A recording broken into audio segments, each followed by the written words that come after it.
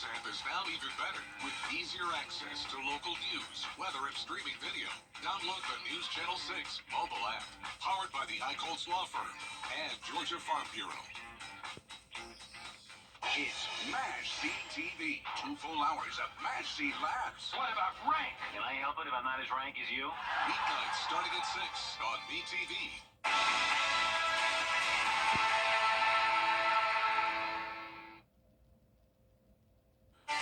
Well, welcome to the first day of June. It's the first day of hurricane season. It's also the first day of the start of our rainy season. And you can tell with the rain chance for the next several days, we're pretty much right on target. We'll look at your 5 for 6 forecast. It's coming up. Right now on News Channel 6 at 6. Live from Television Park, this is WJBF News Channel 6 at 6. Good evening, everyone. I'm Hannah Latier. Thank you so much for joining us. Coverage you can count on begins with a local political group holding a development in the shooting investigation that happened in Richmond County Friday evening. Investigators found the victims were shot on Windsor Spring Road on the 4200 block. The 2 people injured drove from the location to the Walmart on Windsor Spring Road, where deputies found both of them with at least 1 gunshot wound. The victims were then taken to the hospital for their injuries. And it's time now for a look at our weather with Chief Meteorologist Tim Miller.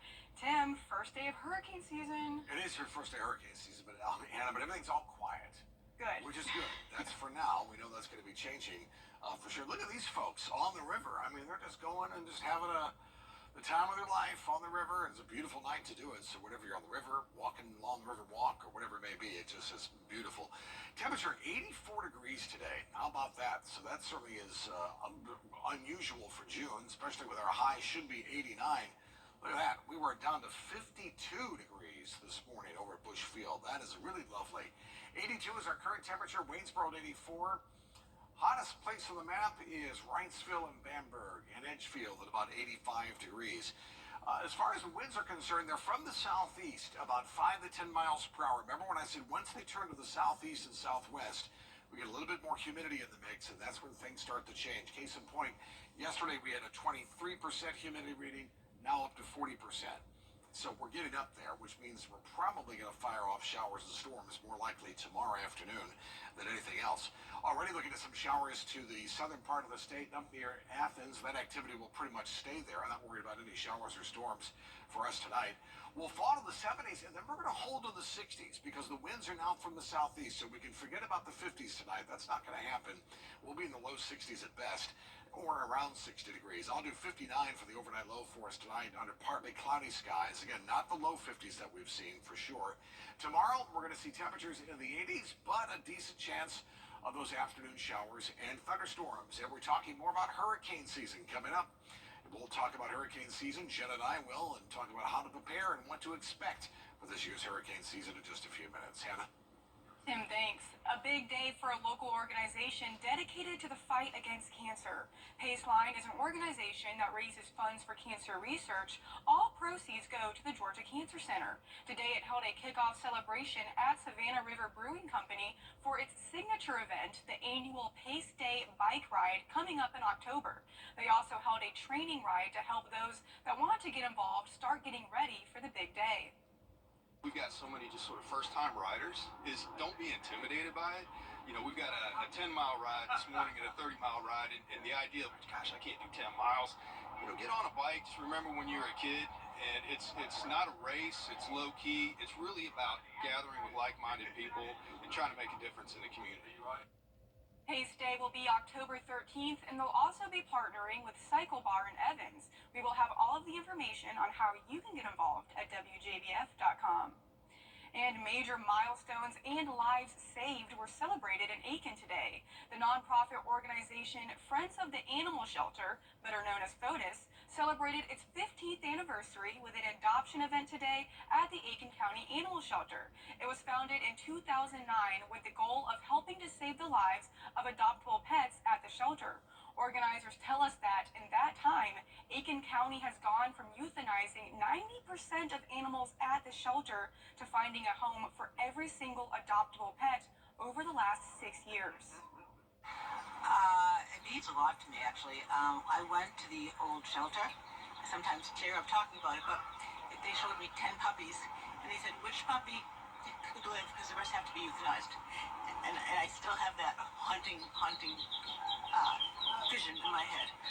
But so it means a lot because now we don't do that.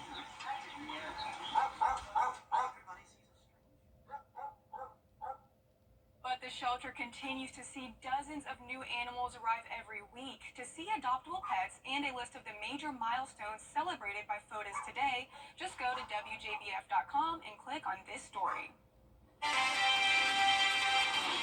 Well, heading out the door tomorrow, maybe off to a church and Sunday school. We'll start off the morning about 57 at 6. Notice we're in the 70s and 80s with a chance of some late-day showers and storms. Your forecast coming up. The WJBF Live Viper 6 Skyview Network is sponsored by Terry Lambert Hyundai. Low prices, big selection, and committed to quality customer service. Buy more on Facebook or Instagram. You've never been afraid to put in the work. The extra early, extra late, extra work. Because you understand that education is the key that unlocks everything. Better pay, better hours, better opportunities, a better you. And playing the lottery is no different. Getting educated before you play gives you the tools you need to be a better player. Like knowing when to play and when to take a rain check. Visit sceducationlottery.com/betteryou to be a better player. Hi, E.T. Smart USA. Now, your most accurate forecast with WJBF Live Viper 6. The clouds are a little deceiving here. Looks like it's going to pour any minute, and there may be a sprinkle or two. We certainly have a lot more moisture in the air, but I highly doubt it. I mean, so just, again, that looks more ominous than it really is over at Bush Field, where it's 82 degrees. But that's the key. Remember, I said today the winds will turn to the southeast today. They have.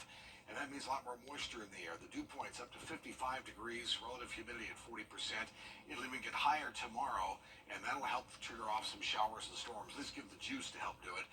Still, though, not a bad pool day, but just promise me when you hear thunder or see lightning, you'd probably see lightning first, obviously, then you hear thunder. Although sometimes you don't see the lightning. It's cloud to cloud, and you just hear the thunder. And regardless, out of the pool until these storms pass. Feeling like June. More humidity, thank you very much. A daily afternoon storm chance as we get into tomorrow through much of next week. Highs upper 80s to near 90 degrees, and the humidity not helping at all. Showers and storms, it's been the same story for places like Houston to New Orleans for days on end here. These showers and storms have been getting inundated. Big batch of storms over the Gulf of Mexico that trying to make it to Tampa. It needs to. They certainly need the rain there. Closer home for us, we have high pressure off the coast. That's giving us our southeast wind. Warm front out towards the west. And then you'll notice the humidity increase, especially tomorrow. Futurecast, 11 o'clock tonight. The warm front goes to the north. As we go through the day tomorrow, we'll start off fine. And then late afternoon, scattered showers and storms. They start to pop as the nighttime goes on. The storms sort of rain themselves out. Here we are into Monday morning, looking great. And by Monday afternoon, scattered showers and storms. And that'll be the routine pretty much for the rest of the week.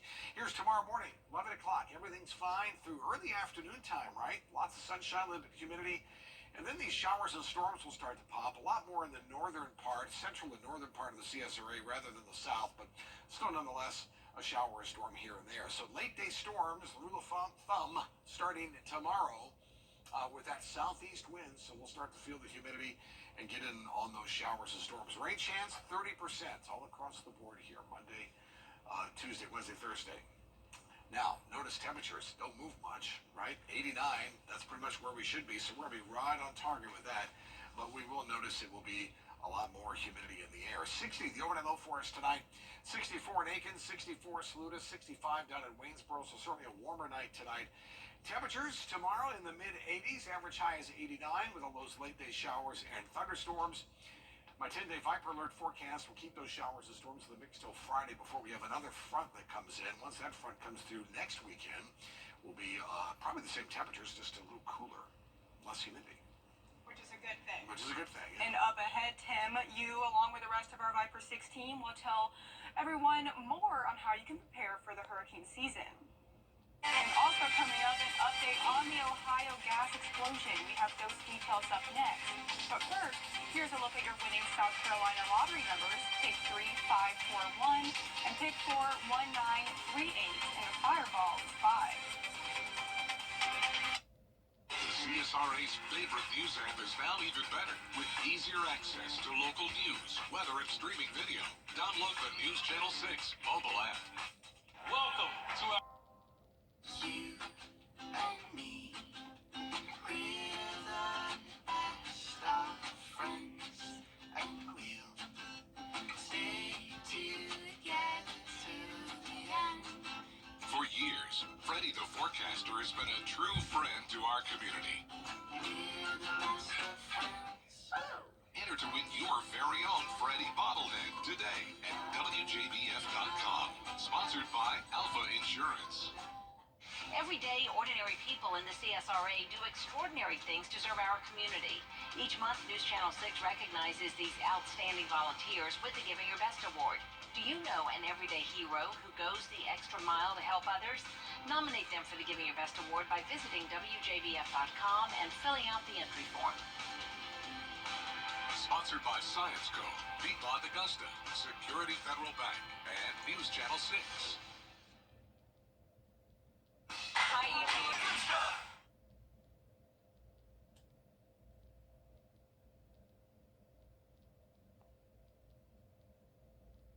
everyone, I'm Chief Meteorologist Tim Miller, and welcome to hurricane season 2024. Today is the first day of hurricane season, starts June 1st and lasts all the way through November 30th.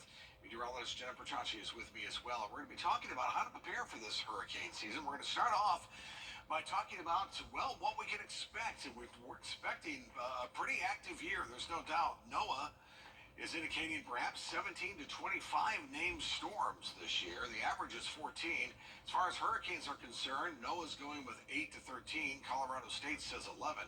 The average, again, is about 7. And major hurricanes, anywhere from about category 3, 4, or 5, NOAA says 4 to 7. The average is 3, so that obviously clearly is well above average for this time of year. In fact, the active hurricane season, an 85% chance of there being a more active hurricane season for sure. This is because of returning from an El Nino situation to a La Nina pattern in the Pacific. What that also does for us, that means it eliminates wind shear, and wind shear really puts the kibosh, if you will, to storm development. Take away that wind shear and you have storm development that can happen relatively quickly. And then you add record warmth of Atlantic Ocean temperatures. That's going to be an issue. And above average African monsoon season. That's those storms that come off the coast of Africa over the ocean and then move off towards our direction as well. So that's something that we'll have to be watching very, very, very closely. Now, we're going to turn over to Jenna, who has a lot more on this La Nina pattern. Jenna? That's right, Tim. So as he just mentioned, we were in an El Nino pattern before, and this is now transitioning to La Nina. And what that means is that there's cooler water out in the Pacific Ocean. In return, that lifts the jet stream further north. And then out in the Atlantic Ocean, we have less wind shear. And like Tim mentioned, the wind shear is what tears apart those storms. So that's what we want to see. But when there's a low wind shear environment, that's when the storms are able to grow stronger and move further. So that's one of the reasons why NOAA is expecting an above average season. And on top of that, since last year, we have had record warmth in the Atlantic Ocean and the Caribbean. And this is going to also help those storms get stronger. Keep in mind, hurricanes only need around 80 degrees to have enough fuel for them to get strong. But these temperatures right now, all the way into the 1st of June, already up to 87 off the coast of Florida. And actually back in May, we even made it to 90 degrees. So definitely some extreme heat out there. And that combined with the La Nina pattern and the very active African monsoon season means that we will have a very interesting hurricane season, to say the least. So the Live Viper 6 weather team all next week will have more information on what you need to know and how you can prepare for this hurricane season. And we're learning more about what caused a huge explosion that blew out the ground floor of an apartment building in Youngstown, Ohio days ago. And now seeing dramatic video of first responders at the scene minutes after the blast. Phil Lipoff reports. This morning, we're learning more about what may have caused that deadly gas explosion at an Ohio building that killed one and injured at least 7 others. And this new video from an officer's body cam showing the moments immediately after the blast as first responders rush into the building. You can clearly hear the sound of gas hissing as firefighters try to rescue survivors. My firefighters went floor by floor, clearing that building to ensure that no one else was in that building and no one else was hurt. The NTSB launching an investigation, finding a crew clearing out old infrastructure in the basement cut a gas pipe, unaware that it was pressurized. As the crew made 2 initial cuts into piping along the basement wall. When a 3rd cut was made, the crew immediately realized that there was a problem and that gas had been released. Workers telling the NTSB they pulled the fire alarm to get everyone out, and just 6 minutes later, the building exploded. The body of 27-year-old Akil Drake, who worked at the Chase Bank on the street level of the building, was recovered. 7 others taken to the hospital with injuries. Investigators now combing through security video from the bank and other physical evidence. One of the things we wanted to determine was whether there was any sort of an ongoing leak or whether this was something, as is currently suspected, resulted from cutting this one pipe. Coming up, it's the 3rd round of the RBC Canadian Open, and the Clemson Tigers are taking on Coastal Carolina in the NCAA baseball tournament. Karen Goldstein has sports next. When I was your age. 3 on News Channel 6. Entertainment tonight, weeknights at 7:30 on News Channel 6.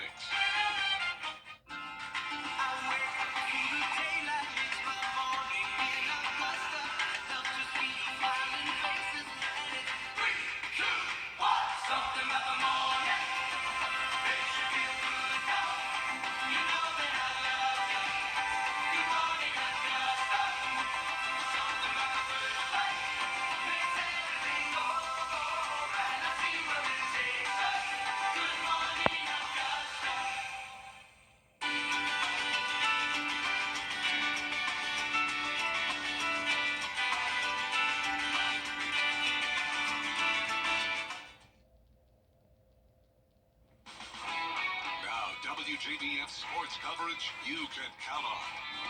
Saturday was a very special day for future ballers in the area as the annual CODA's Kids Football Camp took place at South Aiken. Dozens of kids ranging from elementary to high school gathered at the South Aiken football field for a football and cheerleading camp hosted by the CODA's Kids Foundation. On the football side, the kids were put through drills and exercises to focus on fundamentals, but they also had quite a bit of fun doing it. And on the cheer side, the focus was mainly stunts as well as the foundations of cheer. Event organizer and founder of CODA's Kids, Dakota Watson, said it was so much fun getting to see his foundation helping kids, but that he also couldn't do it without the support from his community. So CODA's Kids started back in 2010. It was just something that I really wanted to do as far as my foundation was concerned. And the idea came in 2010 and actually started in 2011. Since then, we were given a number of scholarships here in the CSRA. We also provided a great deal of opportunities for less fortunate kids. And again, we're bringing back the football program here. We got a number of guys that's been working with me ever since I first started, from best friends from high school, from best friends from college, and then also inspiration that I got to Florida State University was Jamal Reynolds. So they out here showing love and showing support.